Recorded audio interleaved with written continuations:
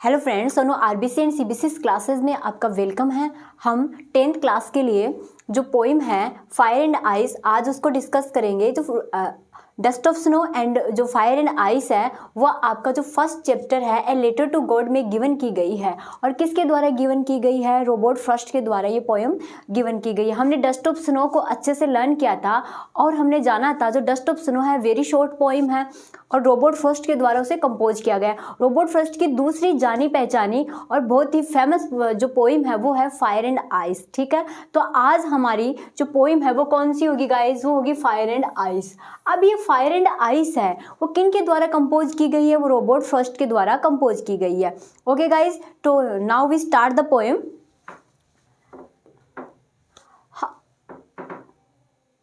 देखो, dust of snow is a beautiful short poem written by Robert Frost. अब ये जो डस्ट ऑफ स्नो है क्या है? बहुत ही प्यारी सी, बहुत ही अच्छी सी पोएम है।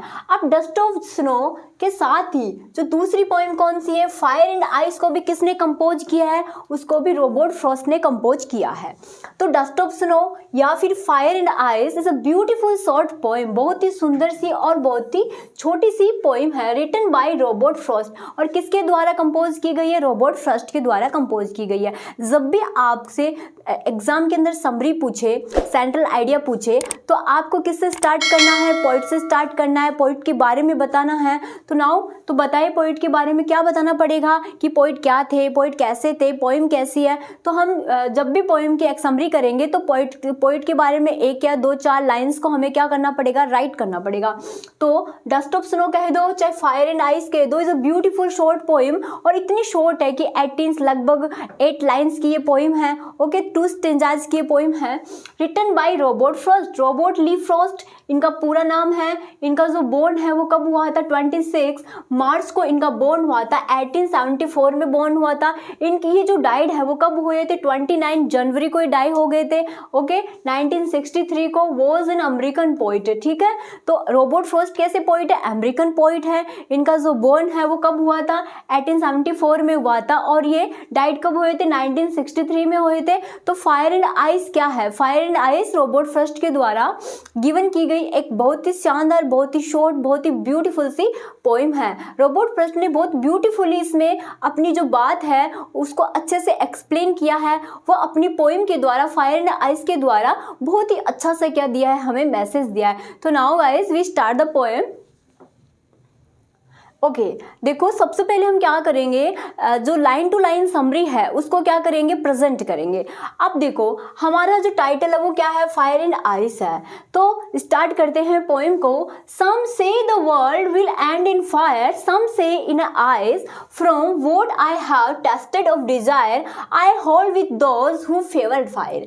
देखो जो रॉबर्ट फ्रॉस्ट है उन्होंने क्या किया है, यहाँ पर दो चीज़ों को यूज किया है। अब वो दो चीज़ें कौन कौन सी हैं? वो जो दो चीजें वो फायर एंड आइस है। ये जो पोएम है फायर एंड आइस कैसी पोएम है? ये एक सिंबॉलिक पोएम है। ठीक है, कैसी पोएम है? सिंबॉलिक पोएम है। अब आप कहोगे कि सिंबॉलिक क्या होती है? सिंबॉलिक वह पोएम होती है जब हम किसी को क्या दे दे? सिंबल दे दे। ठीक है, किसी चीज का किसी को सिंबल दे दे तो वो पोएम कौन सी होगी? सिंबॉलिक पोएम होगी। तो fire and ice is a symbolic poem. Okay, वो कैसे? जो फायर एंड आइस है, फायर को जो रॉबर्ट फ्रॉस्ट ने क्या किया है? डिजायर बताया है। क्या बताया भाई? डिजायर बताया है कि जो फायर है वो किसका काम करती है? डिजायर का काम करती है। अब इस पोएम में रॉबर्ट फ्रॉस्ट ने आइस को क्या माना है? आइस को इन्होंने माना हैट्रेड। क्या माना है? हैट्रेड। दो चीज हमें ध्यान रखनी है। आइस किसको इंडिकेट कर रहा है इस पोएम में? हैट्रेड को इंडिकेट कर रहा है। और जो फायर है वो किसको इंडिकेट कर रहा है? डिजायर को। देखो रॉबर्ट फ्रॉस्ट या हमें इस पोएम के द्वारा हमें इस चीज को समझाना चाहते हैं कि जो फायर एंड आइस है वो क्या है? जो फायर है वो एक तरीके की डिजायर है। जब इंसान में क्या हो जाती है? डिजायर इंक्रीज हो जाती है। किसी भी चीज को पाने की जो इच्छा है वो हद से ज्यादा हो जाती है, लिमिट से ज्यादा हो जाती है, तो हम क्या करने होने लग जाते हैं? हम ग्रीडी होने लग जाते हैं, हम सेल्फिश होने लग जाते हैं। और ग्रीड और सेल्फिश इतनी ज्यादा हो जाती है कि हम क्रूल होते वक्त गलत से गलत वर्क भी कर जाते हैं उस चीज में। ठीक है, तो जो फायर एंड आइस है उसके अंदर जो रॉबर्ट फ्रॉस्ट है वो यही हमें समझाना चाहते हैं कि इंसान में क्या हो रहा है, संसार में जो बर्निंग डिजायर है वो क्या हो रही है, बुरी तरीके से इंक्रीज हो रही है, जिससे ये संसार क्या हो सकता है, स्पॉइल हो सकता है।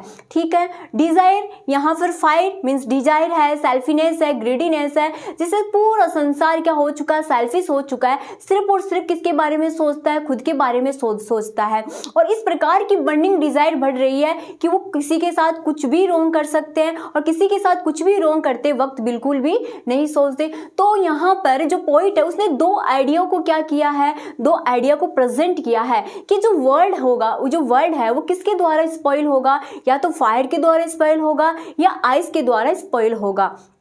ठीक है, क्योंकि फायर का मतलब क्या लिया है यहाँ पोइट ने, डिजायर से लिया है। आइस का मतलब क्या लिया है यहाँ से, हैट्रेड से लिया है, हेट से लिया है। लोगों में इतनी ज्यादा हेट हो जाएगी कि उनका जो हार्ट होगा वो स्टोन का हो जाएगा, वो उनके अंदर जो सेंसिटिव है वो बिल्कुल भी किसी चीज को लेकर सेंसिटिव ना होंगे, वो गलत किसी भी काम को गलत तरीके से करने में भी हिचकिचाएंगे नहीं, उसे कोई फर्क नहीं पड़ेगा कि चीजें सही हैं गलत हैं किस प्रकार से हो रही है, बस उन्हें चाहिए तो चाहिए। और पूरा संसार में प्यार, जो प्यार है, केयर है, पूरी तरीके से समाप्त हो जाएगी। तो पोइट रॉबर्ट फ्रॉस्ट यही बताना चाहते हैं कि ये अगर ये वर्ल्ड है वो दो चीजों से क्या होगा, एंड होगा। फर्स्ट कौन सी, फायर, सेकंड कौन सी, आइस। अगर तो जो पोइट है उसने क्या किया, जो फर्स्ट की जो लाइनें हैं फायर एंड आइस की, जो फर्स्ट लाइन है उसमें क्या बोला है, उन्होंने साइंटिफिक ट्रूथ को यहाँ प्रेजेंट किया है। देखो हम पोइम को देखते हैं लाइन टू लाइन, उसके एक्सप्लेनेशन देखते हैं। Some say the world will end in fire, some seen in ice. ठीक है, तो यहाँ पर कवि ने क्या किया है, साइंटिफिक ट्रूथ को प्रेजेंट किया है। कैसे भाई, Some say the world will end in fire। कुछ कहते हैं कि ये संसार किससे अंत होगा, इस संसार का अंत फायर से होगा। Some say in ice। कुछ लोगों का कहना है कि जो वर्ल्ड है वो किससे पैलिश होगा, ये जो वर्ल्ड है वो किससे स्पॉइल होगा, आइस से होगा। From what I have tested of desire। और जो पोइट है वो ये भी कहता है कि मैंने तो डिजायर को टेस्ट भी किया है, मैं तो जिस चीज को सबसे ज्यादा सपोर्ट करता हूँ वो क्या है, डिजायर है। अकॉर्डिंग टू पोइट ये जो वर्ल्ड है वो सबसे ज्यादा जो पोइट सपोर्ट कर रहे हैं कि जो वर्ल्ड है वो किससे स्पॉइल होगा, किससे डिस्ट्रॉय होगा, वो होगा डिजायर से। क्यों, क्योंकि कवि का मानना है, जो पोइट का मानना है कि उसने क्या किया है, डिजायर को खुद टेस्ट किया है। डिजायर, जब तक डिजायर किसी भी चीज हमारे, जैसे मान लीजिए हमें किसी भी चीज को पाना होता है, हमारे अंदर विल होती है, तो स्ट्रॉन्ग जो पावर होती है वहां तक तो ठीक है, लेकिन वो लिमिट से क्रॉस हो जाए किसी चीज को पाने की, भाई चाहिए तो चाहिए, ठीक है ना, चाहिए तो चाहिए, इस प्रकार का कि जो विलिंग होती है वो क्या होती है, डेंजरस होती है। तो पोइट का मानना है कि मैंने तो डिजायर को क्या किया, टेस्ट किया है। तो मैं ऐसा मानता हूं कि इंसान के अंदर अगर डिजायर होगी तो वो डिजायर से क्या बन जाएगा, वो ग्रीडी बन जाएगा, सेल्फिनेस बन जाएगा, वो सिर्फ और सिर्फ माई सेल्फ तक रहेगा, वो स्वयं तक ही सोचेगा, अपने बारे में ही सोचता रहेगा, वो दूसरों के बारे में नहीं सोचेगा, और इस प्रकार वो क्या बनता जाएगा, सेल्फिश बनता जाएगा। तो from what I have tasted of desire I hold with those who favour fire.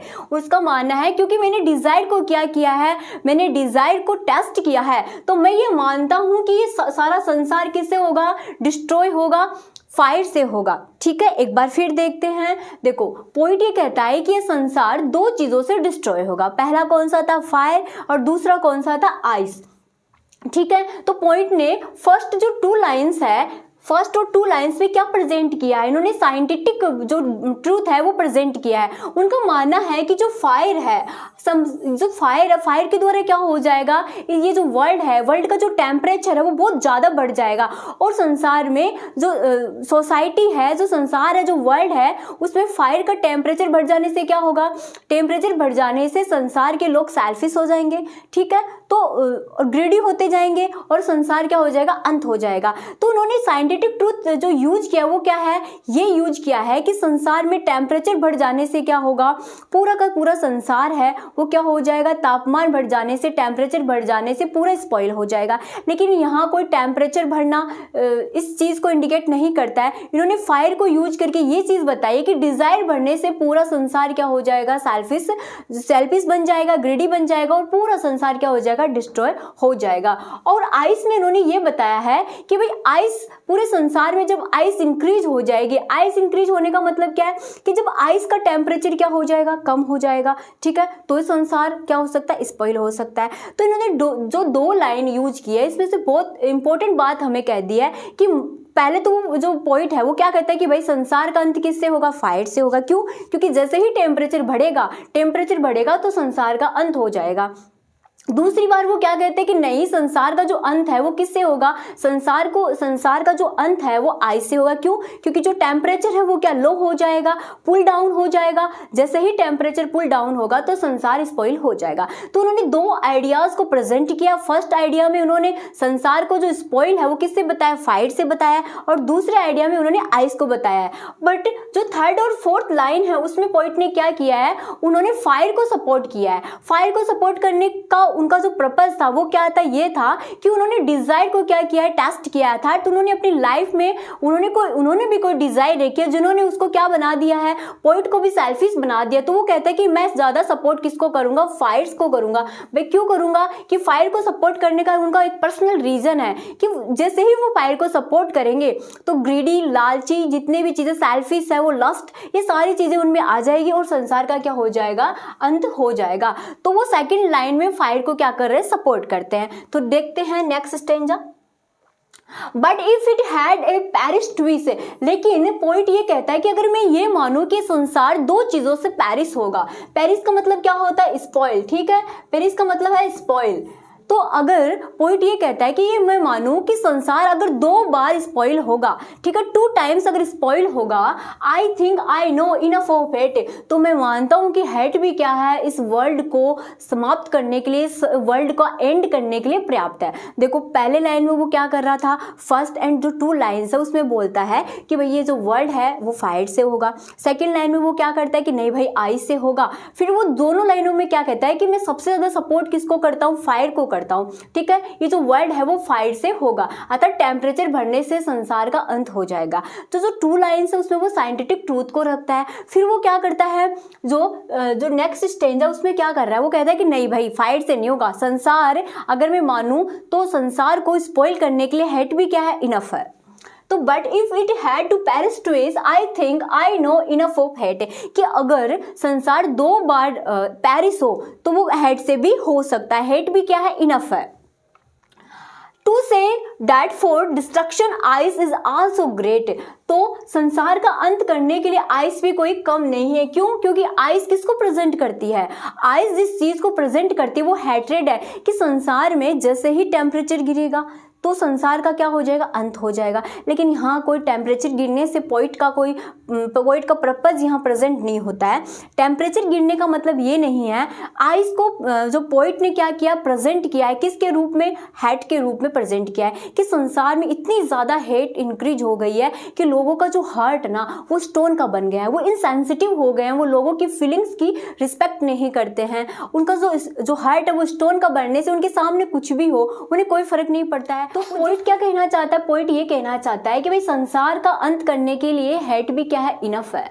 क्योंकि अगर हेट इंक्रीज होगी तो लोग क्या हो जाएंगे, लोगों का जो हार्ट है वो क्या हो जाएगा, वो एक दूसरे को पसंद नहीं करेंगे, एक दूसरे के लिए जो उनके लिए केयर है, लव है, वो पूरी तरीके से स्पॉइल हो जाएगा और वो पूरी तरीके से सेल्फिश बन जाएंगे और उनका जो हार्ट है वो क्या हो जाएगा, स्टोन का बन जाएगा। ठीक है, तो हमने पोएम को देखा। तो पॉइंट यहाँ सफिश का मतलब क्या होता है, सफिश का मतलब होता है पर्याप्त, कि भाई हेट भी क्या है, पर्याप्त संसार का एंड करने के लिए। तो हम इसकी क्या करते हैं, हमने लाइन टू लाइन अच्छे से इसके एक्सप्लेनेशन कर ली है। तो आई होप आपको ये सारी एक्सप्लेनेशन पसंद आ रही होगी। तो अब हम क्या देखते हैं, इनकी जो मेन चीज है वो देखते हैं समरी।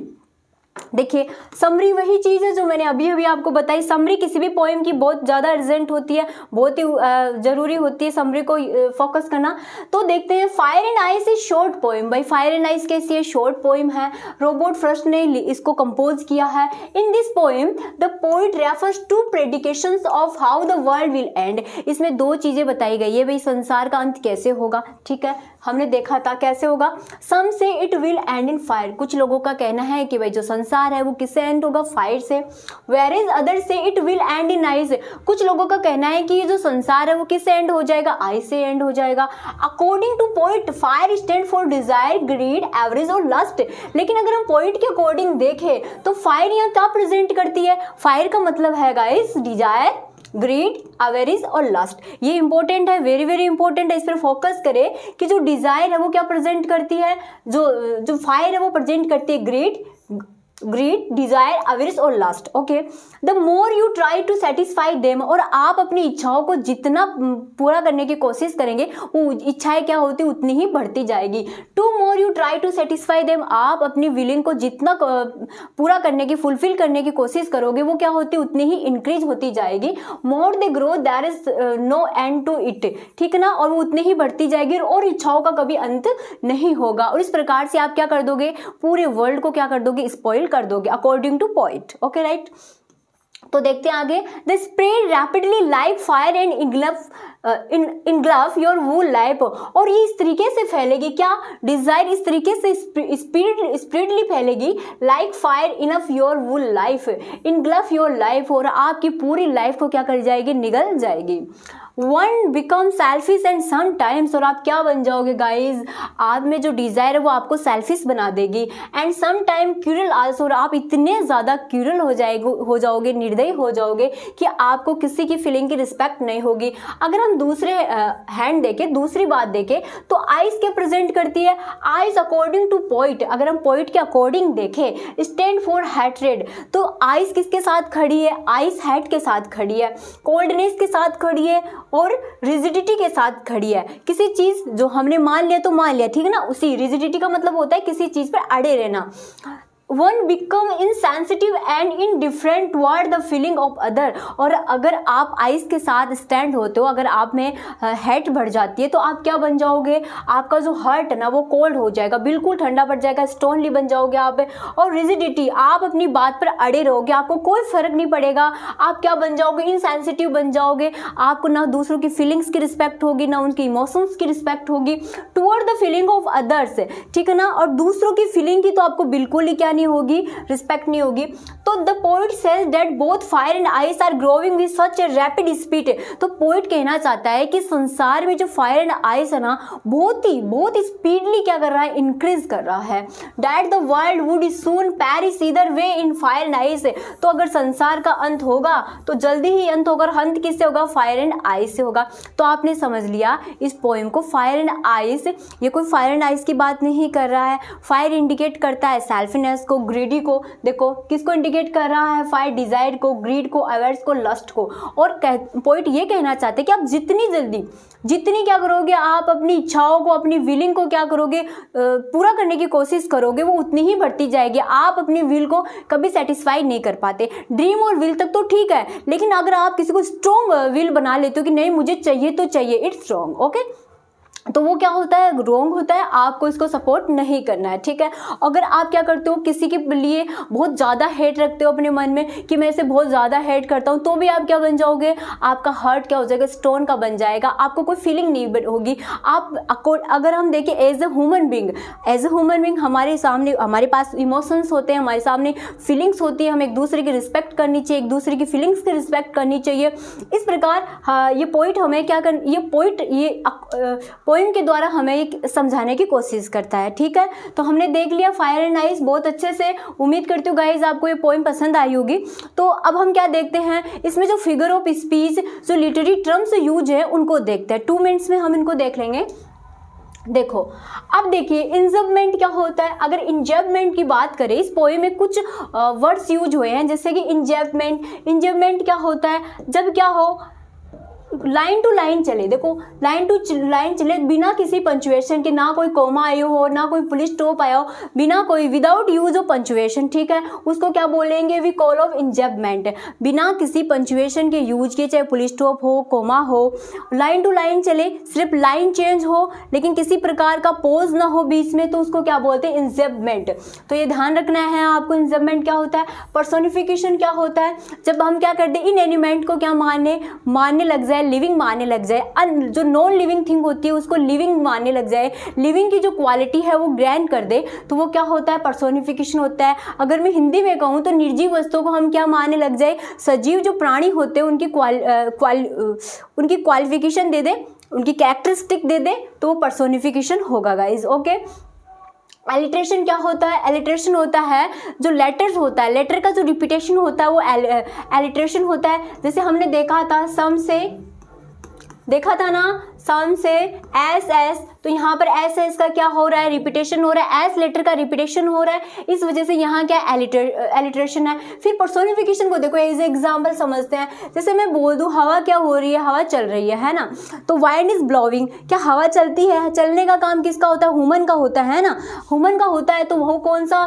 फिगर ऑफ स्पीच हुआ, पर्सोनिफिकेशन हुआ। इंस्ट्रूमेंट देख लिया विदाउट यूज ऑफ पंचुएशन। अब हम देखेंगे एनोफेरा। एनोफेरा क्या होता है, एनोफेरा वो होता है जैसे मान लीजिए बार बार क्या हो, कुछ वर्ड्स का रिपीटेशन हो, जैसे समवे, फर्स्ट लाइन में देखना आप समवे आया है, सेकंड लाइन में भी क्या है, सम से आया है, ठीक है ना, तो दोनों में सम सम आया है। जब ऐसे एक या दो शब्द का बार बार लाइंस में रिपीटेशन हो तो वो क्या होता है, एनोफोरा होता है, राइट। तो आपको बहुत अच्छे से मैंने फायर एंड आइस को बहुत अच्छे से क्लियर करने की कोशिश की है, तो उम्मीद करती हूँ आपको ये क्लास पसंद आई होगी। तो हम नेक्स्ट वीडियो में आगे की जो पोइम है टाइगर इन द जू को डिस्कस करेंगे। तो thank you so much, like करें, शेयर करें, कमेंट करें, थैंक यू वेरी मच।